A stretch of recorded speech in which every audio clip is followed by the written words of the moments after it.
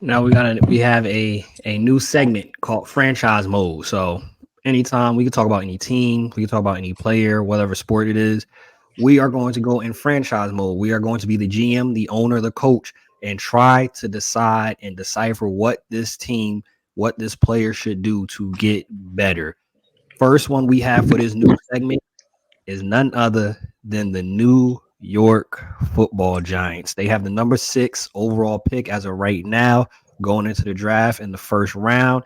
They are projected to have about $38 million in cap space going into free agency. What is the first thing that comes to mind that needs to be done to help fix these New York Football Giants?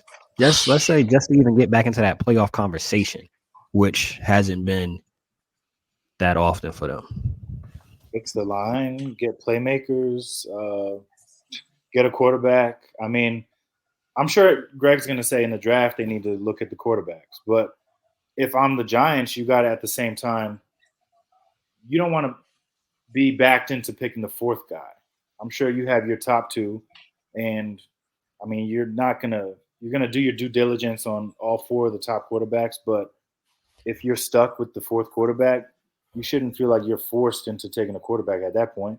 Take the best playmaker, take neighbors or something like that, and kind of build out the rest of this roster. Like I don't think sure you can trade up, do that, but I think the top three is set. Like we already know that they're all going to take quarterbacks at this point, and it's deciphering who's the fourth quarterback.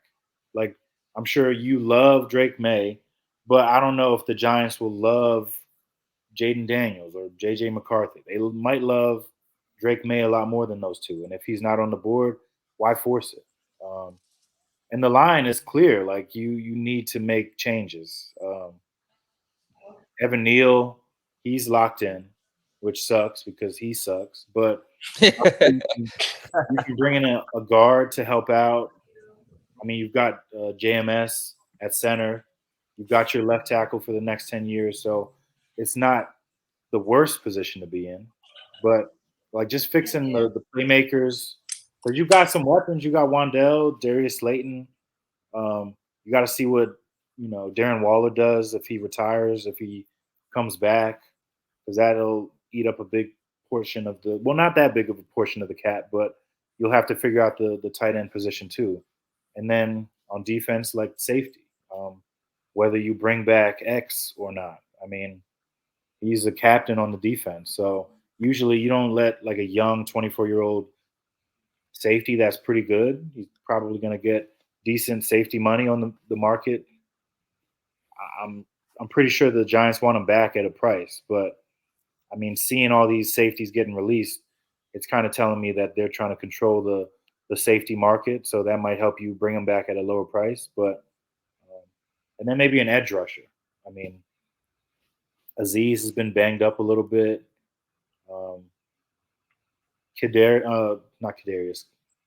Kayvon had a great year last year, but you need someone else on the other side of him too. So maybe like a Bryce Huff from the Jets. I mean, it would suck for us to lose him, but he deserves money. I mean, he had a great year last year playing limited snaps. So, um, I mean, it's not all going to get fixed in one off season. It's like impossible. That happens so rarely that um, you've kind of got to build it year by year. So, I mean, I thought that maybe Dayball was on the hot seat, but maybe if he drafts a quarterback and you see some progress, we'll see. I mean, yeah, you hit a lot of the points on the head. I mean, look, the reality is the Giants don't draft the quarterback this year.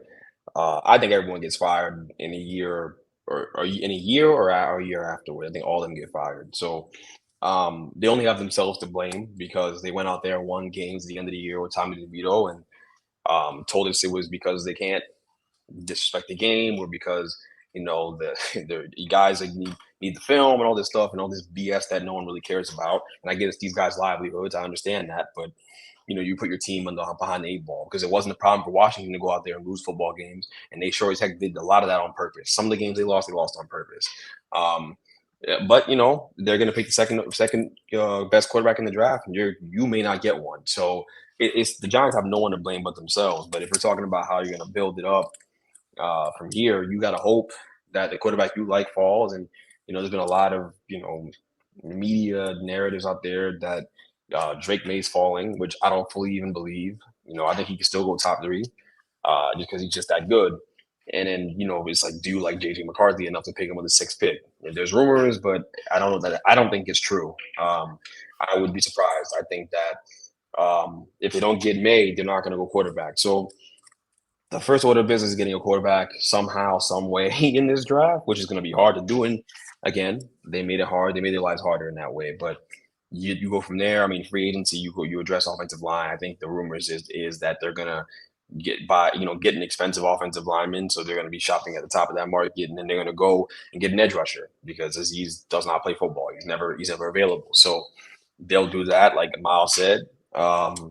And then obviously from there, you try to build to the draft the best way you can. It's going to be tough with the quarterback situation. You can't have Daniel Jones out there playing because he's going to be guaranteed $50 million if he gets hurt. So it's the same situation that Denver was with Russell, where he had the guarantee, so they sat him down.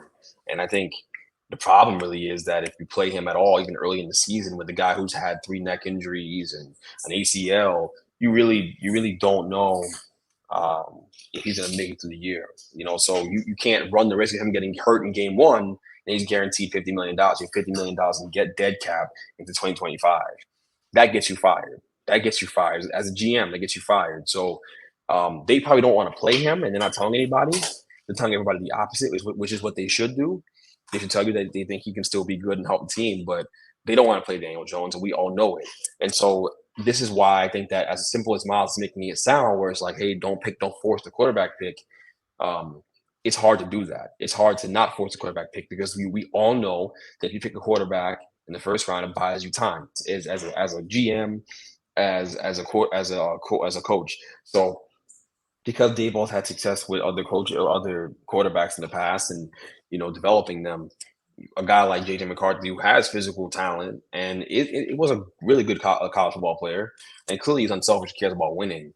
You think you can take a lot of those intangibles and the tangible things like the arm strength and all that stuff, the mobility, and turn him into a really good quarterback. So I think that they'd be willing to do that at 6. That's kind of my feeling. I think that them picking a quarterback is extremely likely in the first round because of everything I just told you. It's because of the financial reasons with Daniel Jones and the liability risk that Daniel Jones is for the franchise.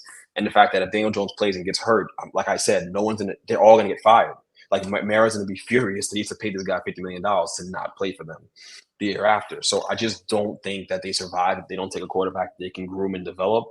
And that's why you're going to see them go quarterback in the first round. I really do believe that. I think it's just a matter of time. I think that if Giants fans are trying to talk themselves out of it, you're being delusional. So I think that's the first order of business. Before you can even address the rest of the football team, honestly, you got to get a quarterback that you can develop for all the reasons I just said. And I think that's what they're going to do. That's why I don't think that Neighbors or Doomsday is really a real possibility for them. I think if they did take Neighbors like early and they maybe they trade back into the back half of the first round, but just be honest with yourself. They're not going to take Penix. Why?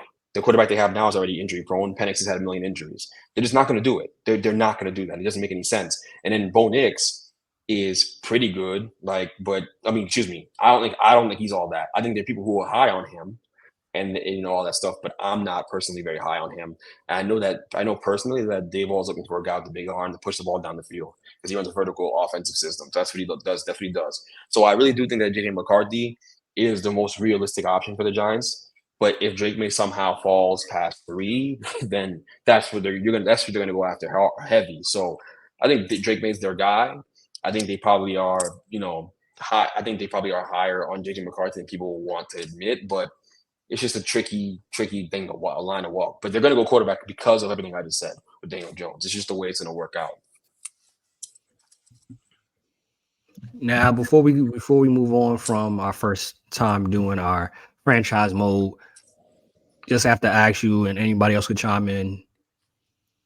Saquon is believed he's not going to be there, right? So Saquon not going to be there, and a name that's popped up, Eckler was one of the options that they're saying to bring in. as a replacement for Saquon.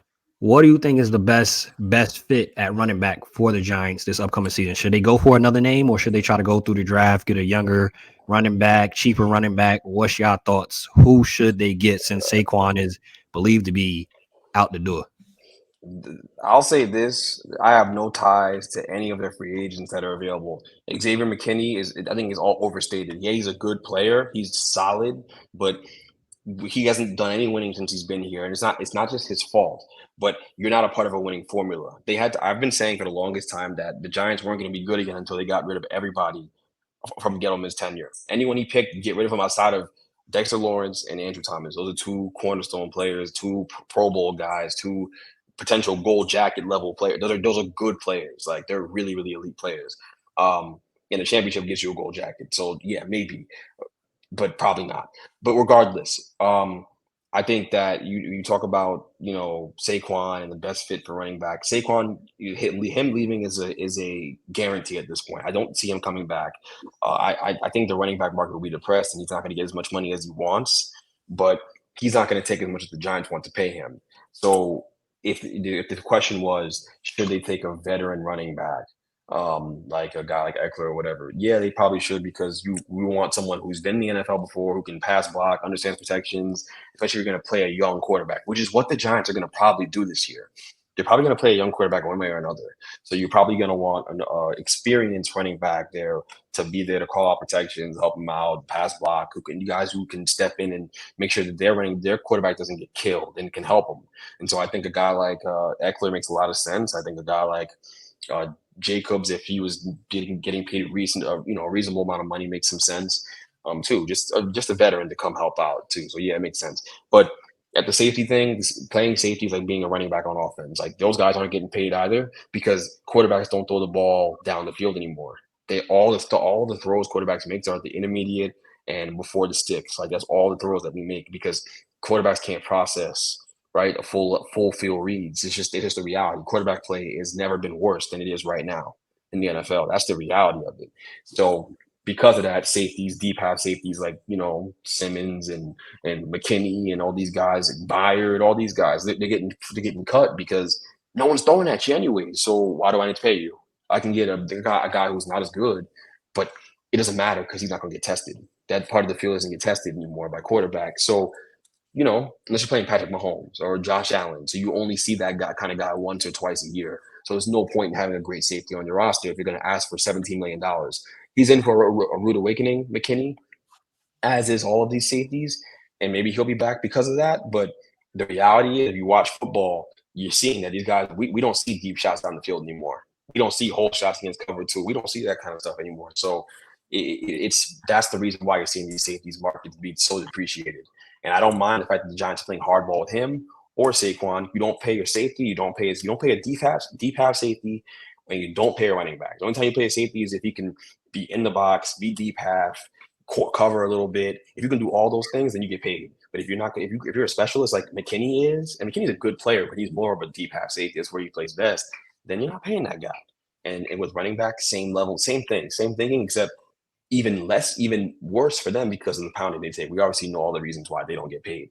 But for me, I'm not willing to allocate cap space to either of those positions because the Giants have so many other positions of need. They should go get Bryce Huff.